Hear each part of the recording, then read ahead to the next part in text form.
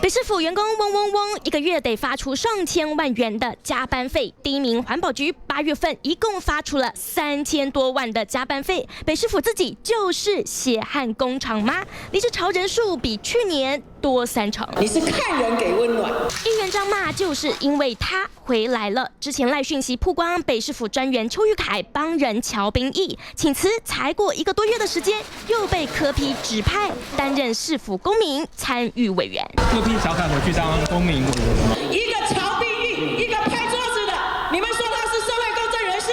外聘专家学者，其实他算专家也算了，他是这样。是这样。当年1985他是这样子吗？市长指挥者。连柯 P 自己都干笑，还帮忙说情不知心。邱玉凯只能拿到开会出席费2000元，但市府出走潮还没解决，官说砍头的却已回锅，似乎也让员工冷暖自知。